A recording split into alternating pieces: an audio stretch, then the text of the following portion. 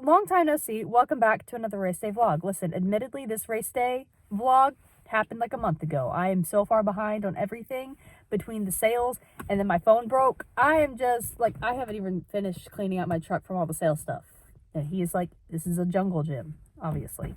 Anyway, where are you going? Go back to your spot.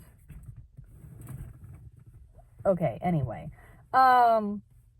So yeah, it's been a little, we've been at the sales, my phone broke. It's been a little chaotic. Hopefully with this next month, you're about to get a lot of videos I have 2 race day vlogs to do, plus the sales stuff, plus foaling season's right around the corner, so we get to talk about mating. So there's a lot of catching up to do. In the meantime, we're going to go to Keeneland and watch Mikasa run 6 furlongs on the dirt. Now, as a little preface before going into this race, Keeneland is the competition is notably harder than most other racetracks, because a lot of the big guys will show up to town to run the big races, and then they'll bring some other horses with them. They're like, we'll throw you on something on the undercard.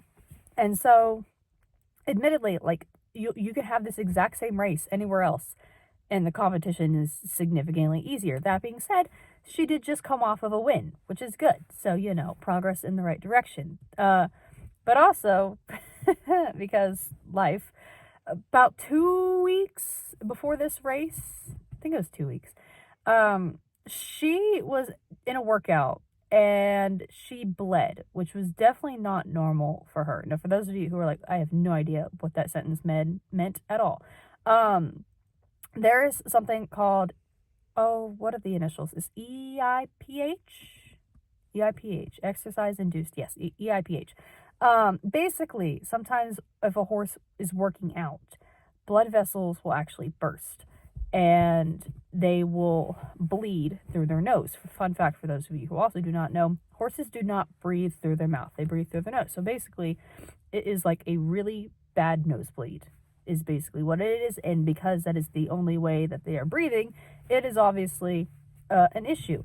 That being said, there are some horses that can be more prone to it than others, and there is a medication to help prevent or keep this stuff from happening. The thing is Mikasa has never, ever, ever, ever, ever, ever bled a day in her life. She's not on the prevention or anything for that. Like, this never been an issue for her. So obviously, anytime this happens, this was during just like a casual workout. And so they brought her back to the barn. The vet was there. The vet treated her. And the vet had said, he goes, this is a little weird because there has to be something with the air quality today, because I think he said there ended up being about 15 horses that morning that bled, which is very, very, very abnormal. So we think that there was something with the air quality that day that for whatever reason we just didn't get an alert. Typically we get alerts whenever like there's poor air quality, and they will not work horses on days where there's poor air quality. So something must have not been noted that day. We don't really know, but there was an abnormal amount of bleeders that day, and it was really weird. And obviously, it more than likely, we have decided in the end, it's probably a one-time thing. It's probably never going to happen again. But obviously, because we had her scheduled to potentially run, we kind of kept it in mind of, well, what if she does do it again? Like, what if this is something new that is developed? And so they went ahead and put her on the medication. And it's like, understand that all this stuff is like, it's all regulated. The vet themselves have to give it before a certain period of time. Barrel racers are actually very, very familiar with Lasix. Except for in barrel racer land, you can give it, and there's not really like restrictions or regulations. In horse racing, the vet has to give it. You have to be there at a certain time. Like, there's monitoring. What are you doing back there? Stop. So there's a lot of rules and regulations. And, anyway, so they gave her the Lasix on race day, and we think she may have had a little bit of a reaction to the medication, because she was definitely not herself. Okay, like to go ahead, like, she was not really acting herself, but like, it wasn't anything of like hurting. It just was not normal. Anyway, so I will continue to ramble about afterwards, because we'll talk about what happened afterwards. But let's go ahead and dive into race day.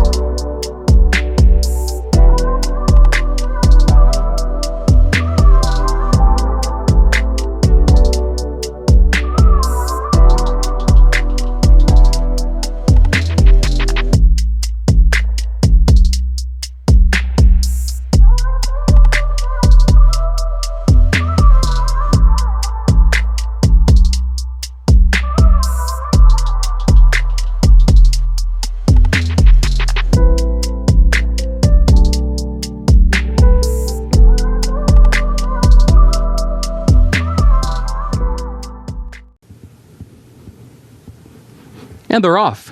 There goes Valhalla Vixen and Sister Ella. 3 Polks quicker, though, and 3 Polks will have the lead. Business as usual. Comes away in 4th. Goddess of War 5th. Just Like You 6th on the far outside as they head up the back stretch. And then Lil Temptation, who's a lane off the rail, travels along now, moves up 1 spot within 6 lengths, now 5 lengths off the lead into the far turn. Devil of Parody further back is in the 7th position. Riviere comes next, traveling along in 8th, moves up toward the outside, joined by Smart with Heart. Royal Blood wide and last around the turn, 22.32 seconds for the opening quarter. Here is Just Like You from between horses, now to the far outside with a head in front. Valhalla Vixen sneaks up to the inside of that one. These 2 come forward off the far turn. 3 Polks is still toward the inside in 3rd. Then a gap of 8 more legs to the rest. Sister Ella in 4th. Smart with Heart 5th on the grandstand side, but still far back. Valhalla Vixen, Just Like You, battling for the lead in deep stretch. They have shaken free of 3 Polks, who's now 3rd past the 16th pole. Just Like You on the outside. Just Like You. Agustin Gomez for the win. Valhalla Vixen across the line in 2nd. Multiple horse photo to 7. You've seen the race. Let's chat about it. She is in the 1 hole. She kind of jumps up a little bit at the start, and they really kind of had to hustle her a bit out of the gate. I've talked about this before. Peach has always been like a very, you gotta get after her, push. Mikasa, not so much. But that obviously wasn't really the case today. Anyway, he gets her up and settled closer to the pack and is going to kind of just chill there.